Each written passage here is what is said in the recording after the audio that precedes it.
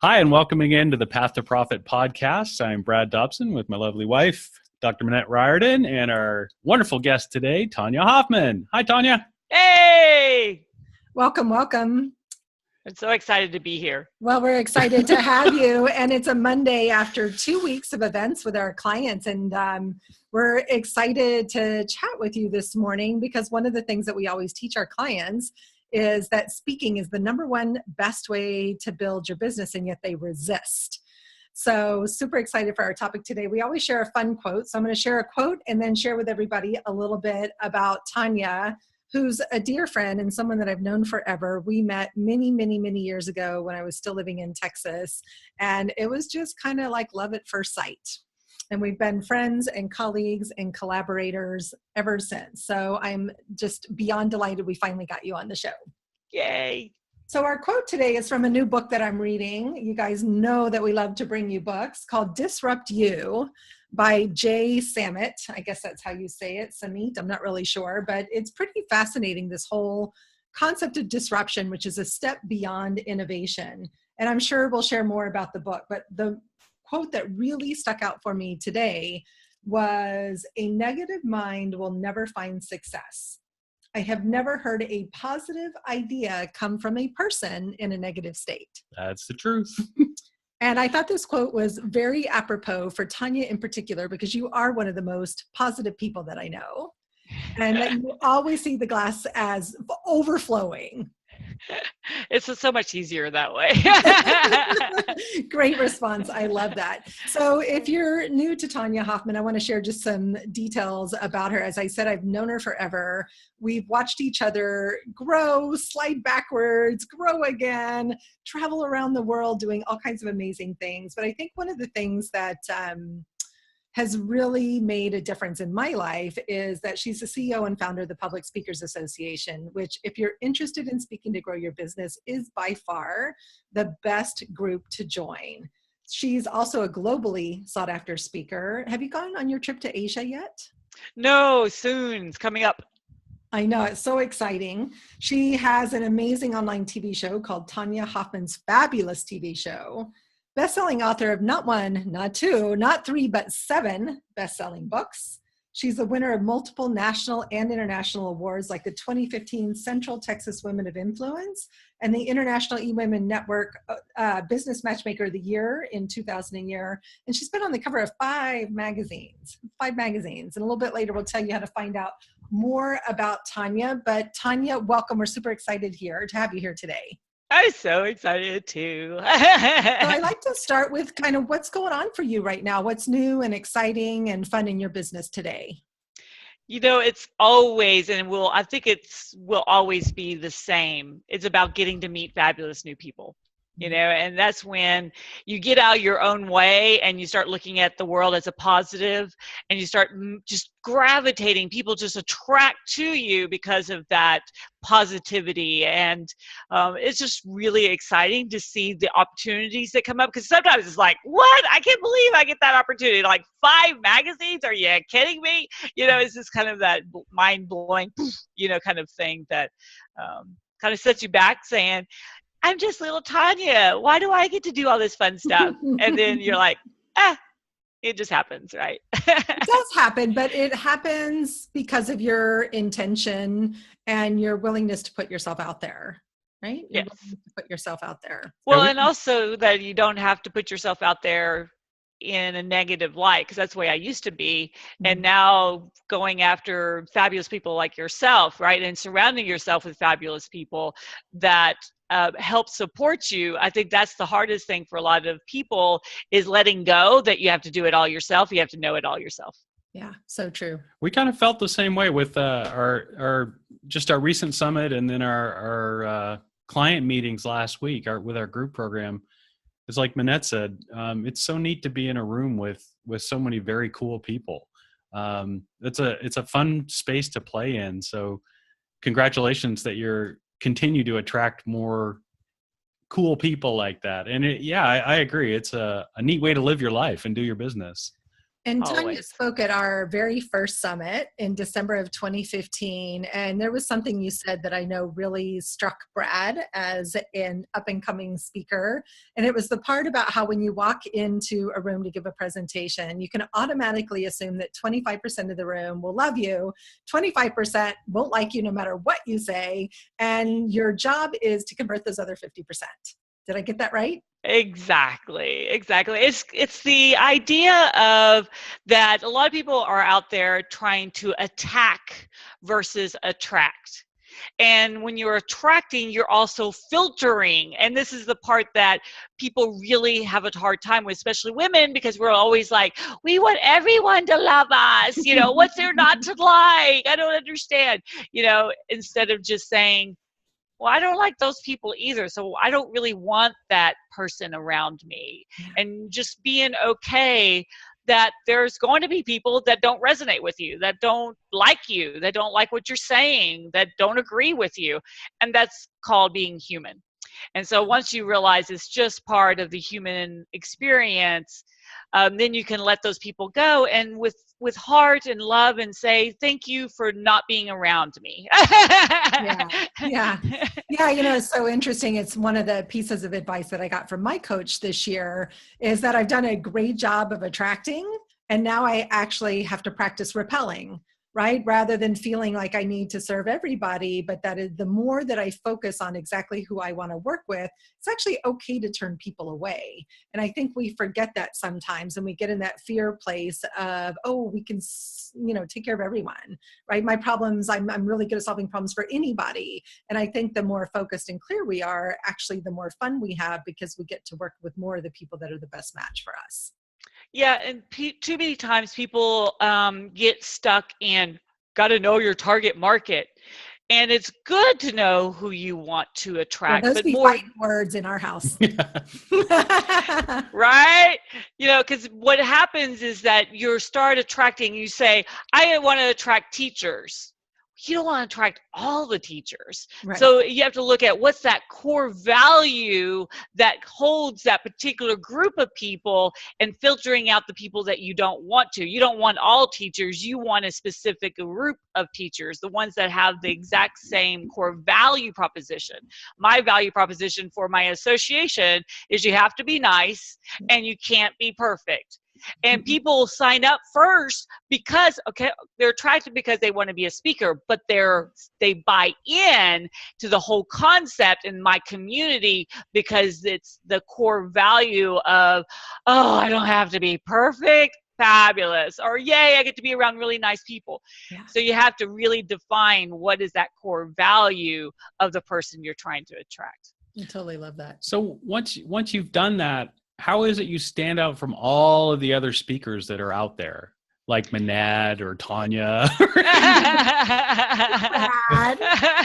Yeah, because everybody has their uniqueness. And what happens is that even I did it, I think most people do it because we've been doing it since birth, is we look at somebody and we try to replicate what they're doing. Mm-hmm. Because as humans, that's just like with most creatures, we look at what someone's doing and we're like, do I like that? Do I want to do it that way? And we try it.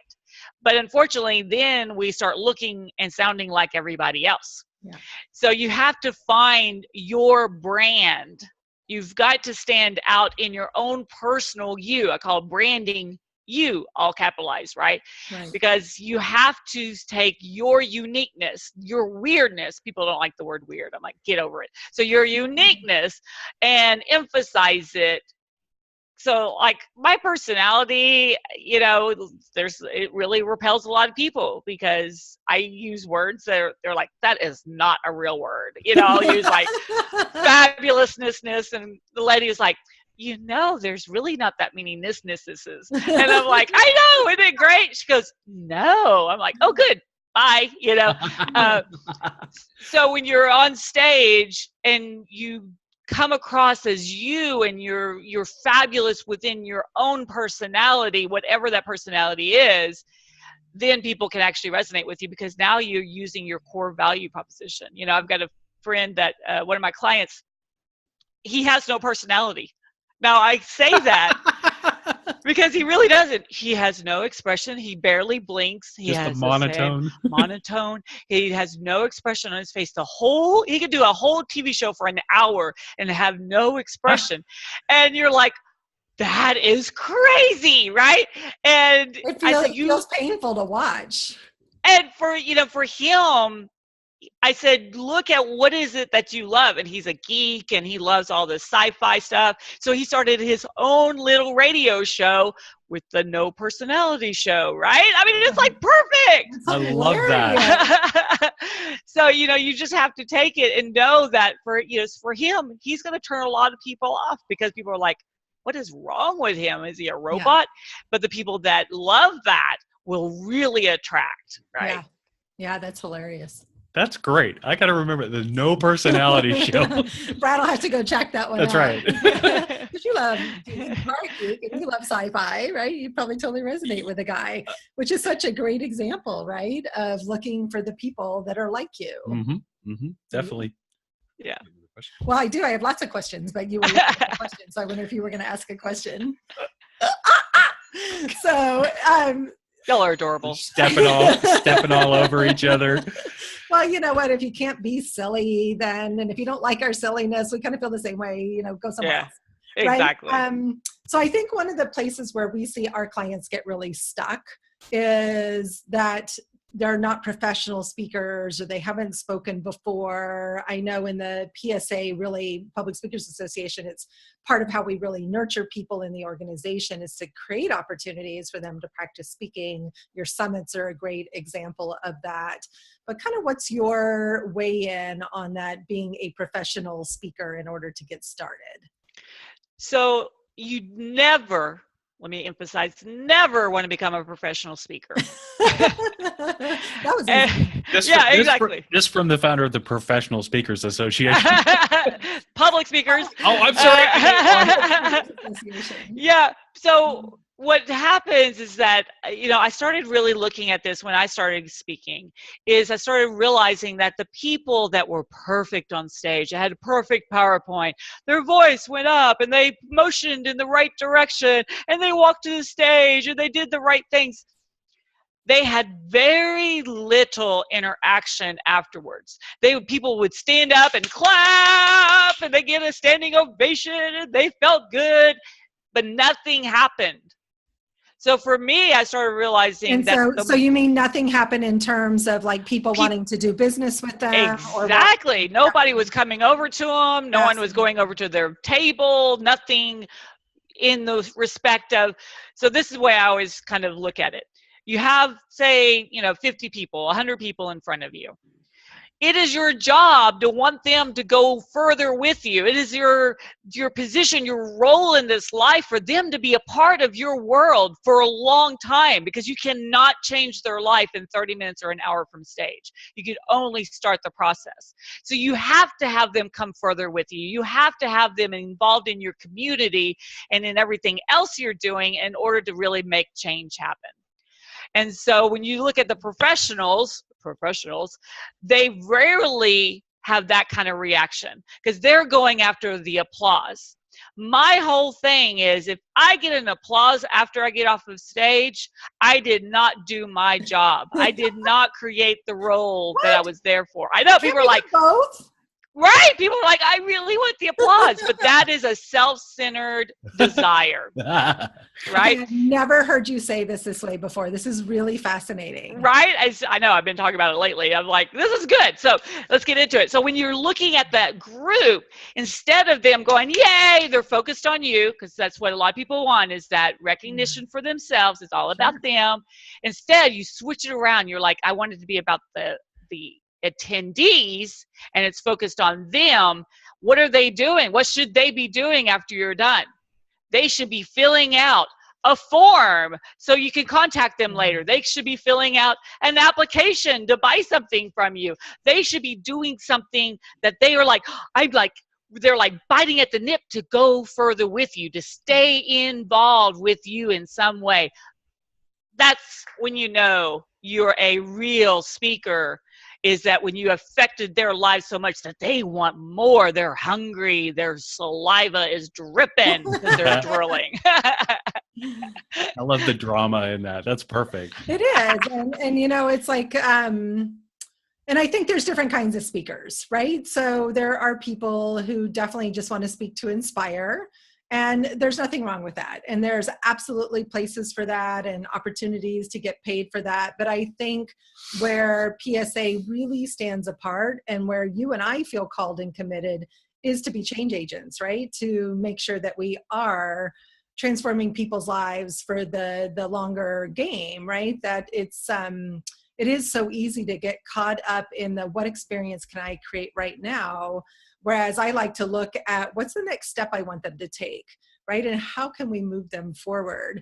And so not to step on anybody's dreams of being inspirational, motivational speakers, but if you want to speak to grow your business, you need to listen to everything that Tonya said, right? You know, and you need to have your follow-up systems in place. And right, there's all these different things that need to happen to make sure that you're doing this great job of really supporting people in their life. I love that. Wait, and I want to ask one more thing about awesome. this. I want to understand, or I guess I'm left trying to understand what the difference would be between a speech that, or a talk that, or presentation that got everybody up and cheering, compared to one that got everybody filling out your forms. Is there like a tangible example you could give of how those would differ? So if you look at most events now, do not want inspirational or just motivational speakers. They want people to actually learn something and learn long term. So that's where the industry is changing also, is that they want the trainer or workshop people to be motivational and inspirational as well as teaching. And they want the motivational, inspirational keynotes to also be trainers. So there's like this merging of the worlds that are coming together. So when you start really looking at the involvement, if people are jumping to their feet, they're jumping to their feet because they're leaving, right? I always look at the reality, because I don't have an ego. And I think everyone has an ego, but it doesn't matter to me if people are, giving me a round of applause. And a lot of times, the event person's like worried because they're like, nobody's clapping. I'm like, oh, it's okay. I love it. Let them fill out the form, because I want them in their head. The more you can get them into their head thinking about what you just said, instead of like, oh, that was great. All right, let's go get something to eat. That means you didn't really affect anything, right? They might have enjoyed it. I saw a lady the other day. She was great. People enjoyed her talk. She got them all excited and they were smiling and happy. But afterwards, they all were like, okay, let's go to lunch. I mean, it was like one moment and the moment was gone. To me, it's just not satisfying to me. I really wanted to go beyond that so that people were like, oh, when she said that, I really need to really think about how do I do that? And then you figure out how to actually implement it. And actually, what do you do then? I get it now. Yeah, I can see that, because I think to some extent, and you see this with, to some extent, you see it with the TED Talks, where they all kind of follow the same meta format. In fact, I think there might be a TED Talk about TED Talks like that. But I think you can evoke emotion in people and get them feeling good. And with practice, most people could probably give a presentation on anything that generated that emotion. Mm-hmm. But then, like you said, they still just want to go to lunch afterwards. They haven't actually turned a corner in terms of learning something. Yeah, and I've seen some of the worst presentations ever. Okay, let's think about this. People always want to have these perfect presentations. Oh, it's not perfect yet. I saw two that were horrendous. I mean, they were like mind-blowing. You're like painful all the way through it. One lady, her PowerPoint wouldn't work, and she was amazing, and her information was amazing. But oh my gosh, I was so glad when that 45 minutes was up. But who cares? The person that was in the audience that really needed her help, even with all the horrible stuff that she had just gone through, heard her message. Mm-hmm. Came over to her and said, I need your help. Mm-hmm. She made $5,000 from the worst presentation I've ever seen. So when it comes down to it, who cares if it was horrible, right? There was another person that was on my teleconference, and she was like super nervous. It's like the first time she ever done anything. And she hyperventilated for 25 minutes. She would be like, take a drink of water. And then she would go for a couple sentences and she'd hyperventilate. Oh, back and forth, back and forth, back and forth, but her stuff was solid. Her information was amazing.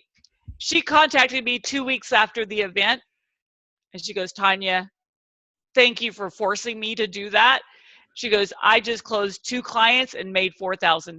Right. Wow. Right. From the worst presentation I've ever seen. So who cares? Yeah. But it's all ego. Oh, I've got to have it right. I got to be perfect. I got to look good, instead of saying what is in it. It's ego, but it's also fear, right? Fear of being judged, fear of people not liking us, fear. But that's our ego getting in the way.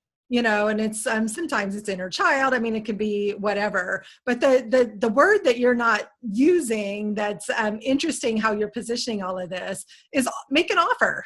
Right? Yeah. Is that the when people are doing inspirational, motivational presentations, there's no invitation to take the next step forward. And when you're doing speaking in the right way in order to move people closer to you, whether that's to build a community, to get a $5,000 client, whatever, you have to invite them to take the next step with you.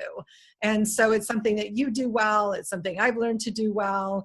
Brad at our summits, you've seen it. He gives a very inspirational talk that sets me up to make the offer, right? And so it's just noticing what the purpose of the talk is. And so I think what I hear you saying is that opportunity to make an offer is now being invited on way more stages than it ever has been before. That event organizers aren't looking just for inspiration and motivation. They really are looking for training, practical, actionable tips.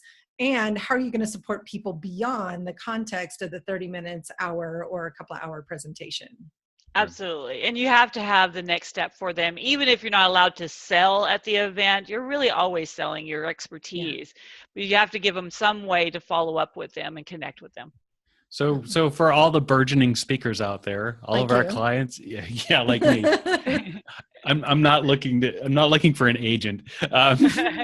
So where can people get booked? How do they get booked? What do they have to do to actually move the needle on their speaking career? Whether that maybe they've never done anything before. What can they do to take action on that? So people always think that there's a, magic wand, poof, I'm a speaker, when actually all you have to really do is start speaking. Open your mouth, right? So there's so many opportunities nowadays. And that's one of the reasons I created the Public Speakers Association in the first place, was to get people out there as much as possible. Because say there's a perfect event coming up, maybe it's, like one lady, she's a chef and she teaches people how to cook, and there was a big bakers event, right? I want to be at the Bakers Association event, right? Well, she had to set herself up before then. So a lot of times we go and we apply for something, but what do? They immediately go to Google. They go and search your name. Do you pull up? What are you saying on social media? All right. Are you being super negative? Are you talking about things that they don't really want their speakers to be talking about? This is all the concept, is they look at everything. So the more you go out there and speak on your subject and you start pulling up on Google because somebody else is talking about you, because that's what I do, right? So Minette's on my show, on Tonya Hofmann's fabulous TV show, or maybe the world's most fabulous people. You see the theme that goes run through there. Or one of the virtual summits or something. Then when they get that opportunity and apply for something, they're showing up.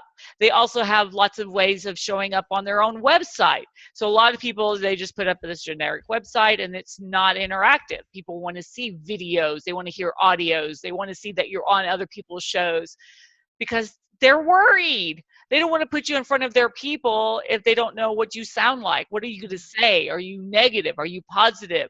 Do you even know what you're talking about? Are you crazy? Are you enjoyable? I mean, all those things they're looking at. Are they looking for your weird? Right? Exactly. Part of that. Are they looking for your weird? Right. Yeah. So I love that. So just a total curious question, because I've seen so much stuff about it lately. Have you jumped on the Facebook Live bandwagon?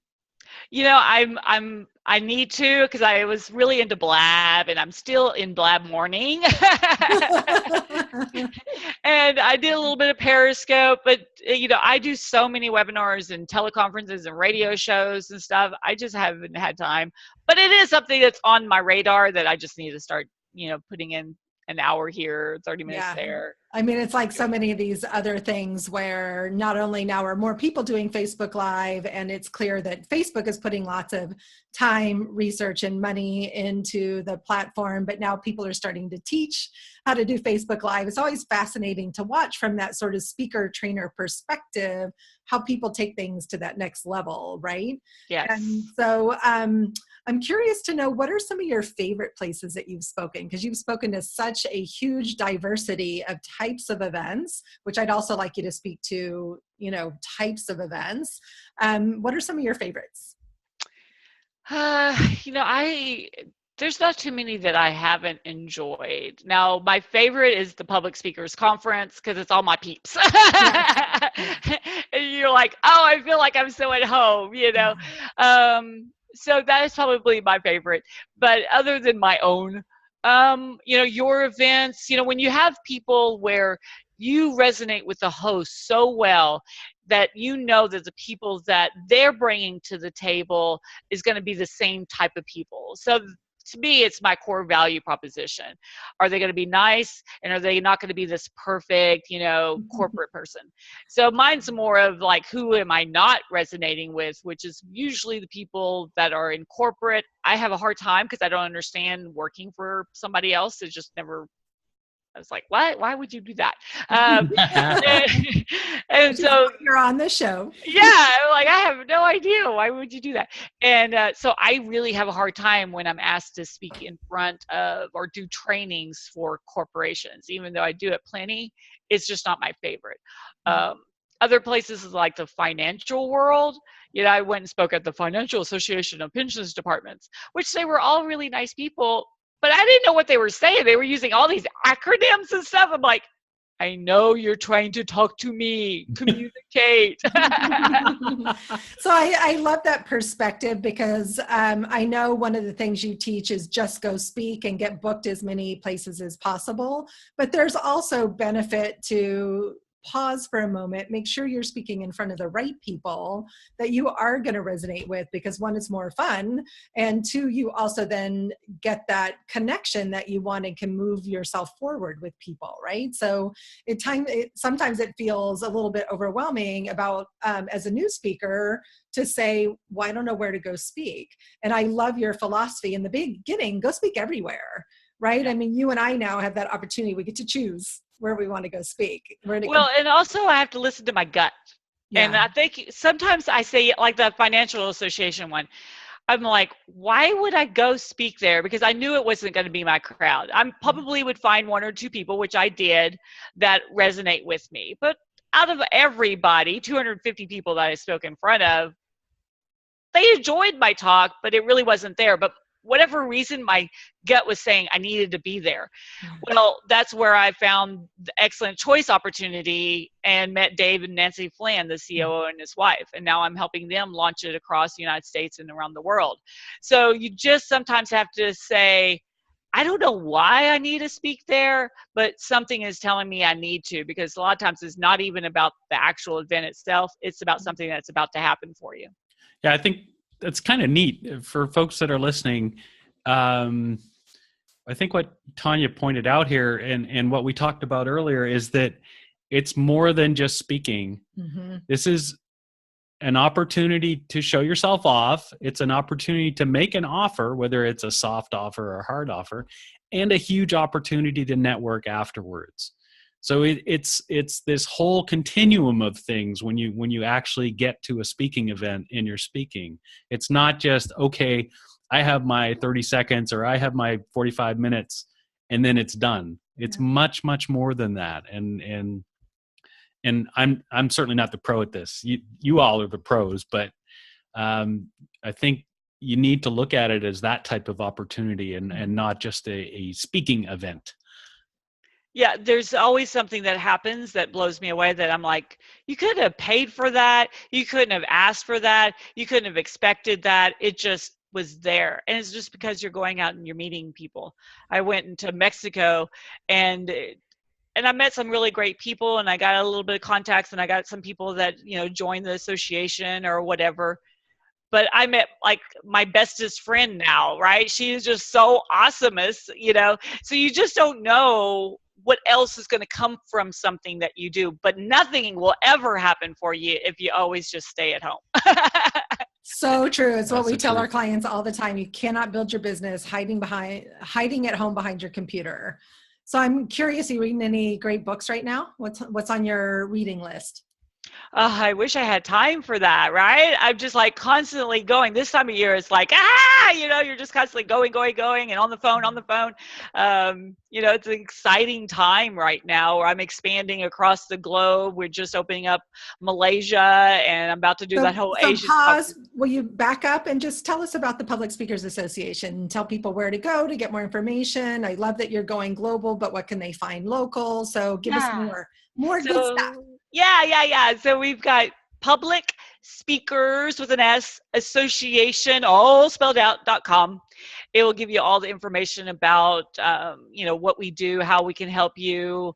There's a lot of educational modules on there, so you can really learn about how to create a title, a description, and how to get booked, and how to do revenue sharing, and everything that you need to know as a speaker is there. And we're constantly doing new trainings every month. We also have lots of opportunities for you to actually just practice and get out there and just start talking and see what happens. Also building your social media database, right? Or your email list, because everything has it's called lead generation, leading people to you, right? Attracting those people who want to be a part of your community, and which also should turn into some sales for you as well. So we've got lots of opportunities. I'm about to send out another speaking list of opportunities. We also have our teleconferences every month. We have my TV show you could be on. And we've got the World's Most Fabulous People's video series. We got lots of ways to market you. And I also push you out to my entire database of social media. So 50,000 plus people see who you are, what you're speaking about. It just helps build that recognition. I love Wow. that. And are you still doing local chapters? We have moved to events. So we're looking at putting on events in different cities throughout the US and the world, instead of a local chapter. Okay. And so, yeah, we've kind of moved to, because I've just found that people just were ready to get out there and start speaking. Yeah. And instead of just kind of getting together going, what do we do? Right. Yeah, Let's just go do it. I love that. And clearly we need to catch up because there's been some changes I need to learn about. So I love that. So I love seeing where it's all growing. And so the pinnacle of all of that is the conference, which is coming. So tell us about the conference, what to expect, where's it going to be, the dates, all that good stuff. So it's July 1st through the 3rd in Las Vegas at the Golden Nugget. And we're going to have so much fun. We keep moving it around every year to someplace new and someplace really fun. So this is right before July 4th. So we've got some workings in to do some either free or really low cost events, like a magician. We're going to go see a magic show and things like that. So we're going to have fun while we're there. But the event itself is all about giving you real information that you could take away and that you can learn from and that you can really start implementing as a speaker. Usually focused on the business part of speaking, but there are going to be some soft skills as well. But really the core value is to network and connect with the other speakers, because every speaker has their own radio show, TV show, event, conference, workshops that you could get involved with. So it's also about connection factor. Yeah. So it's like heightened, and we get about 100 people there. So it's small enough where you get to really meet people and build really long lasting relationships. So can people find that at publicspeakersassociation.com? You can, or you could go straight to the website, publicspeakers with an S, conference.com. Publicspeakersconference.com. Cool. I love it. I love it. Tonya, thank you as always so much for your time, your brilliance, your fabulousness. Yay! So again, I'm Dr. Minette Riordan here with my husband, Brad Dobson. We're the co-founders of the Path to Profit Academy. And we also have a fun event coming up. We're doing a one-day event on Saturday, May 13th. Clear your calendars. Clear your calendars in the Woodland Hills area. You can find out more. Where can they find out more? That's a great question. Saturday, May 13th. It's called Creative Freedom in Action. I didn't forget the URL. You forgot. But you can go to bit.ly/Creative Freedom in Action, all lowercase, all smushed together, no spaces, underscores, or anything. So bit.ly/Creative Freedom in Action. And we'll put that in the show notes. We will put it in the show notes, but we're going to really be looking at how online courses fit into your overall business plan. I'm doing this event, co-hosting it with my friend Molly Mandelberg, who is, like Brad, super geeky, brilliant at the technology part of online courses, as well as super creative and great at the content. And we're going to help you understand how to fit that into your sales funnel and get it launched. It's going to be a ton of fun. So if you're in California, come and join us Saturday, May 13th. Wonderful. It was a great show. Maybe I'll put on my super geeky cape. Awesome. Nice. Superhero, super geek. I love it. Tonya, thank you so much for joining us. Thanks, Tonya. Absolutely. Thanks, guys.